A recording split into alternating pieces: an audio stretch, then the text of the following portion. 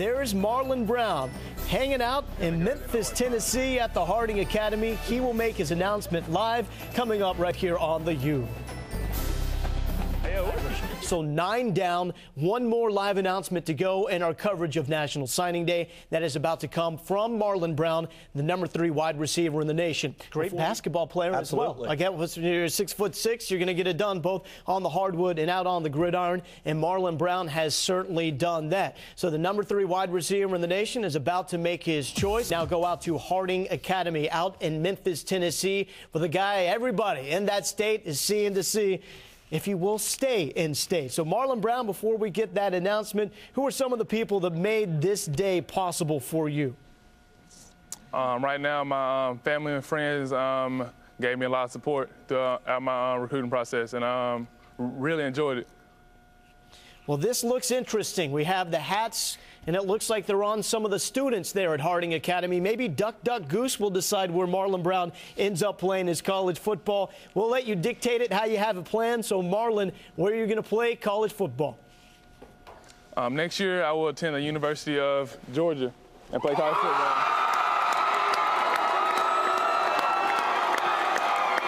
Marlon Brown staying in SEC territory, but it's not the in-state Tennessee Volunteers. It is for Mark Richt and the Georgia Bulldogs. So on back-to-back years, Coach Richt lands an ESPNU 150 wide receiver. 1 year ago, it was A.J. Green, and this time around, it is Marlon Brown. So everyone's excited there. They're obviously excited because you're going to Georgia. Why the Bulldogs, Marlon?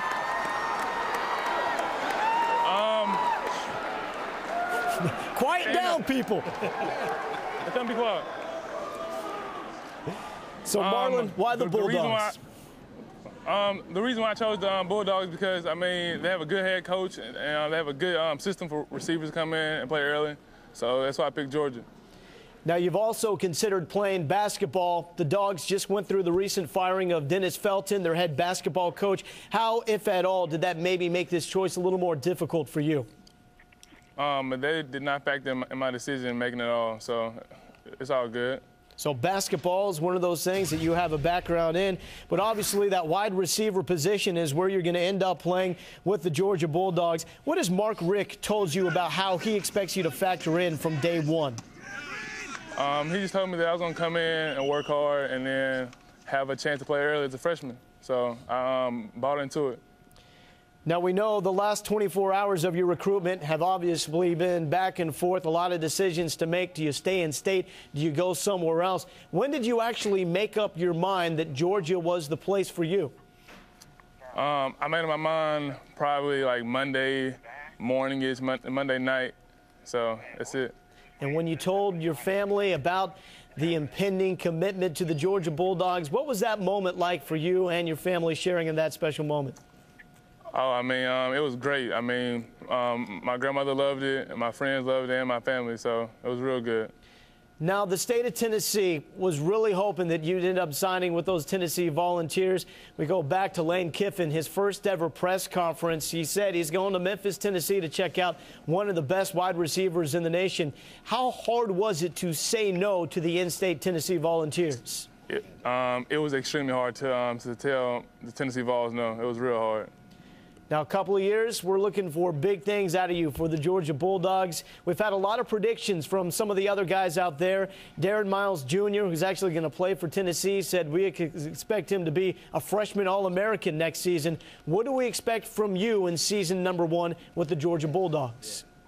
Right now, I mean, I really can't tell right now. So you have to wait and see. Wait and see. So the expectations building as well as the anticipation. That is Marlon Brown, the number 3 wide receiver in the nation out of Harding Academy in Memphis, Tennessee. Marlon, congratulations on the commitment to the Georgia Bulldogs, and thank you so much for coming on with us here at ESPNU. But you also have the guys that will step in from day one and make that immediate impact. I like both of those, but I'm going Marlon Brown because you put him next to A.J. Green. That Georgia offense that's no longer going to have Stafford could still be explosive with 2 guys now split out wide that can make plays. So on this day and age in recruiting, you don't hear too many guys just walking up and saying, I'm committing to play for X. So this time around, what was the best presentation of those announcements we saw, Bill? I like Marlon Brown. He was organized. He got the student body involved with the hats on different guys to the right and left of him. Got an exuberant crowd behind him. I'm going with the Harding Academy and Marlon Brown.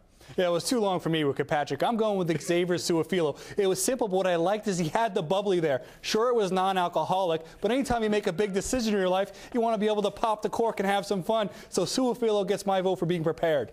Going through all the stops with these announcements, you also have to look at the threads, what these guys are wearing on the biggest day of their young lives. Who looked the best dressed on this day, Bill?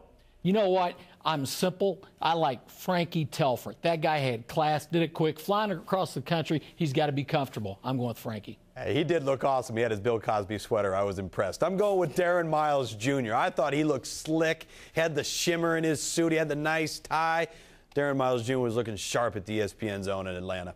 Well, Tom, there were some sharp-looking suits today, but I'm going with Coach. I love the Argyle sweater. It was casual. It was formal. It said, hey, you know what? I'm going to go play some football, and I'm going to have some fun. I loved what Telford was wearing. And usually right here, a cheap shot follows on the way that Craig